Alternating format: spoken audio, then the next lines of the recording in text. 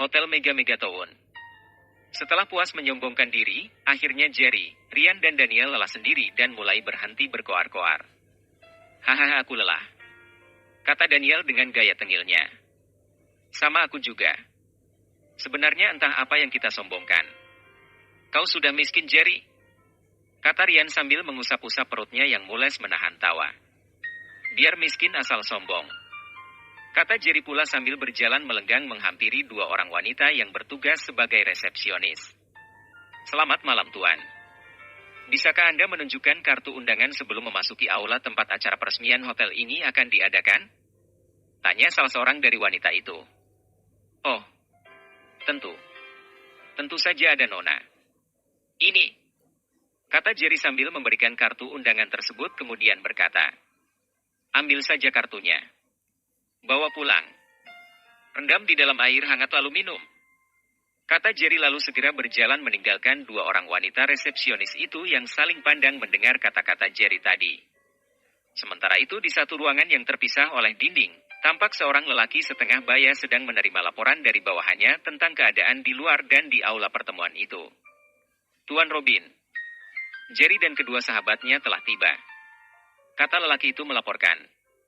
Simon, apakah kau sudah memeriksa bahwa Jerry hanya datang dengan kedua sahabatnya saja? Tanya Robin. Benar, Tuan. Mereka hanya bertiga saja. Saat ini tidak ada tindakan mencurigakan dari mereka. Orang-orang kita yang sengaja saya tempatkan untuk mengawasi keadaan juga tidak menemukan adanya orang-orang dari Metro City yang datang secara beramai-ramai, kata Simon menjelaskan. Bagus. Hanya ada 3 anak ingusan. Tidak sulit bagi kita untuk menyingkirkan mereka. Simon, apakah Fardi dan Cynthia sudah berada di aula utama? Tanya Robin. Mereka memang sudah berada di sana sejak menjelang malam tadi, Tuan. Bagus. Aku ingin melihat apa reaksi ketiga anak ingusan yang memiliki darah panas itu ketika diprovokasi oleh Fardi nanti, kata Robin sambil tersenyum jahat. Saat ini di aula yang luas itu tampak seorang lelaki berusia bawah 40-an ditemani oleh seorang wanita setengah baya sedang sibuk menyambut para tamu undangan yang berdatangan antara lain adalah Tuan Besar Smith bersama dengan Tuan Besar Walker dan Tuan Besar William. Di sana juga ada Tuan Regnar dan Diana Regnar. Jackson William, beberapa orang asing sahabat Fardi yang datang dari Hong Kong, Jerry, Daniel, Ryan serta puluhan orang lainnya. Tampak Fardi sedang berusaha sekuat tenaga memaksakan senyuman di bibirnya ketika menyambut para tamu yang datang dari Metro City ini. Namun karena dia sendiri yang mengundang mereka, maka terpaksa Fardi berusaha seramah mungkin. Ketika giliran dia menyapa Jerry dan teman-temannya, Fardi juga berusaha untuk bersikap ramah sampai pada akhirnya dia mengetahui nama ketiga pemuda itu yang tidak lain adalah Jerry William, Ryan dan Daniel. Ternyata Anda yang bernama Jerry. Sungguh sangat di luar dugaanku.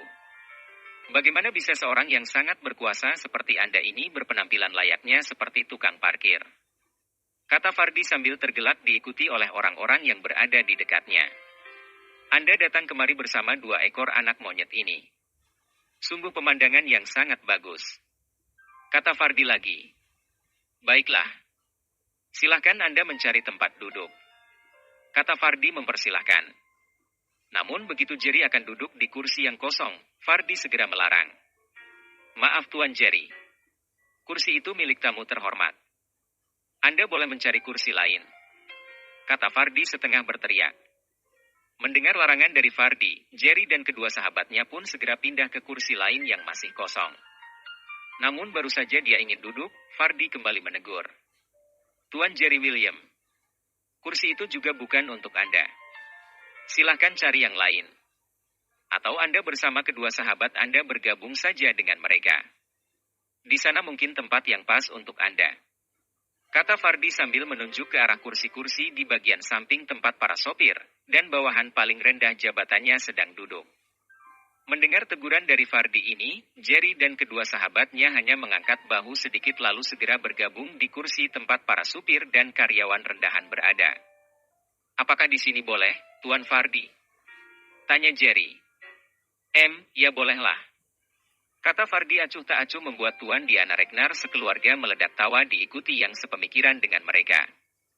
Melihat cucu mereka dihina di depan umum membuat Tuan Smith dan Tuan William merasa marah. Namun mengingat semua telah mereka sepakati kemarin, mereka hanya bisa menelan kemarahan itu dan tetap tenang. Selamat datang tuan-tuan sekalian yang sangat saya hormati. Tuan Walker, Tuan Smith, Tuan William, Tuan Ragnar dan yang lainnya. Selamat datang di Hotel Mega ini dalam rangka meresmikan dan menyatakan bahwa saya, Fardi Ramendra telah kembali ke negara ini dan akan turut meramaikan dunia perbisnisan di negara ini. Salam hormat dan cinta saya untuk mendingan ayah saya yaitu Tuan Besar Ramendra yang perkasa karena berhasil meninggalkan sebuah warisan yang besar kepadaku. Kata Fardi memulai kata-kata pembukaannya. Dulu, saya mengira bahwa saya akan sangat kesulitan kembali ke negara ini sebagai pebisnis karena sayup-sayup saya mendapat kabar angin ketika berada di Hong Kong bahwa bintang muda di dunia bisnis yang berasal dari negara ini sedang bersinar terang dan menutup banyak pintu bagi banyak kalangan pengusaha. Bintang muda dunia bisnis ini juga membuka pintu bagi semua yang mau bergabung dengannya sehingga membuat proyek besar milik keluarga Patrick di Megatown ini mengalami kebangkrutan. Menurutku itu sangat kasar sekali. Cara main yang sangat tidak terpuji bagi dunia bisnis. Tapi ya terserah. Bagi orang yang tidak punya malu, itu sah-sah saja. Kata Fardi. Bagi semua yang hadir di tempat itu, jelas kata-kata Fardi ini adalah sebuah serangan nyata yang ditujukan kepada Jerry William. Daniel dan Ryan yang berada di kiri kanan Jerry berusaha untuk menenangkan agar Jerry tidak terpancing emosi. Saat ini seseorang yang Jerry kenal datang membawakan minuman ke meja tempat ketiga sahabat ini duduk. Melihat siapa yang datang, Jerry segera berisik. Sampaikan kepada Harry ketika terjadi bentrok nanti, kalian harus mengamankan Tuan Walker dan kedua kakekku terlebih dahulu. Kata Jerry. Dimengerti ketua. Kami telah mengatur semuanya. Kata anak buah Jerry dari kelompok Tiger Sham yang menyamar sebagai pelayan itu. Saat ini Fardi terus saja mengoceh dan mengolok-olok Jerry beserta perusahaan Future of Company miliknya sambil diiringi oleh tepuk tangan dan gelak tawa dari orang-orang yang sepemikiran dengannya. Baiklah. Sekian dulu kata-kata sambutan dari saya. Maaf sekiranya saya terlalu jujur mengutarakan isi hati saya. Mungkin ada di antara tamu undangan yang ingin menyampaikan sepatah dua kata dalam acara ini, atau Jerry William ingin membuat bantahan dari semua yang telah saya sampaikan tadi, waktu dan tempat saya persilahkan. Kata Fardi. Mendengar ucapan dari Fardi ini, Daniel yang memang ahli dalam hal seperti ini langsung berdiri dan menghampiri mic dan mulai akan membuka suara.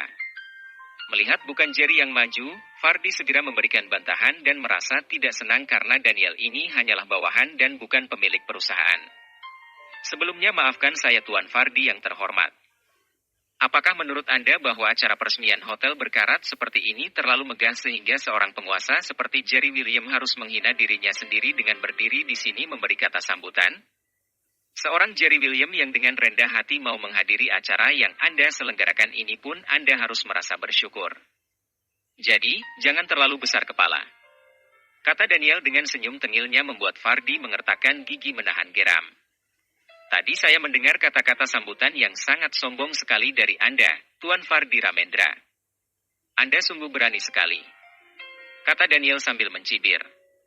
Ketahuilah, Tuan, bahwa tidak sedikit dari orang-orang yang berakhir mengenaskan karena kesombongannya sendiri. Memang benar kata pepatah bahwa buah yang jatuh tidak akan jauh dari pohonnya kecuali dilarikan oleh monyet. Kata Daniel diikuti oleh gelak tawa dari para hadirin. Masih tentang pohon dan buah. Seperti yang kita tahu bahwa Tuan Besar Ramendra adalah seorang yang sangat sombong, angkuh dan tinggi hati. Beliau ini tidak memandang siapa lawannya dan terlalu membesar-besarkan kekuatan yang dia miliki. Tapi apa akhir dari perjalanan karir beliau? Hancur dengan cara mengenaskan dan sepertinya Tuan Fardi ini ingin mengikuti jejak mendiang ayahnya. Ternyata buah yang jatuh itu tidak jauh dari pohonnya. Di Metro City, ada sebuah pohon yang tadinya sangat rindang dan banyak yang menggantungkan hidup dari pohon itu. Hanya saja buah dari pohon itu dilarikan oleh monyet. Ini adalah perumpamaan bagi Tuan Besar Patrick dan anaknya Robin Patrick. Lalu, pohon yang berasal dari buah yang dilarikan oleh monyet ini tumbuh menjadi pohon dan berbuah lagi.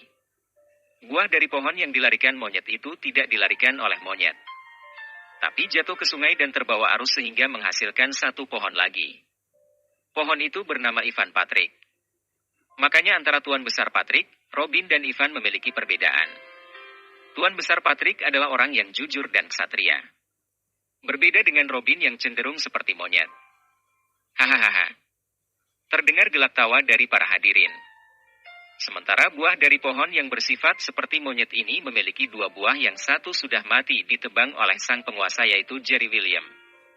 Yang satu lagi hanyut terbawa arus sungai, memiliki sifat yang jujur dan jantan. Berani menanggung akibat yang sama sekali bukan dari kesalahannya sendiri. Itu adalah Ivan Patrick. Beruntung dia tidak hidup di bawah pohon asalnya. Mengingat tentang segala tuduhan yang dilancarkan oleh Tuan Fardi terhadap Tuan Besar kami yaitu Jerry William. Saya tadi mendengar bahwa Anda mengatakan bahwa Tuan kami bermain secara kasar, kan? Ketahuilah untuk semua yang ada di sini. Siapa yang bermain kasar terlebih dahulu? Mengeroyok 4 orang pemuda sehingga yang 3 orang mengalami koma selama hampir 7 bulan dan membuang tubuh salah satu dari keempat pemuda itu ke dalam air di bawah jembatan penghubung Metro City Megatown, membuat onar di country home dengan menyewa para demonstran palsu dan membayar wartawan sewaan untuk menjatuhkan nama baik perusahaan lain. Apakah perbuatan seperti ini menurut Anda adalah sifat terpuji? Tanya Daniel kepada Fardi. Semua ini dilakukan oleh ayah Anda dan anak monyet bernama Robin Patrick. Maaf. Tidak layak Robin ini disematkan nama Patrick di belakangnya. Itu terlalu terhormat. Sebut saja namanya Robin Monyet.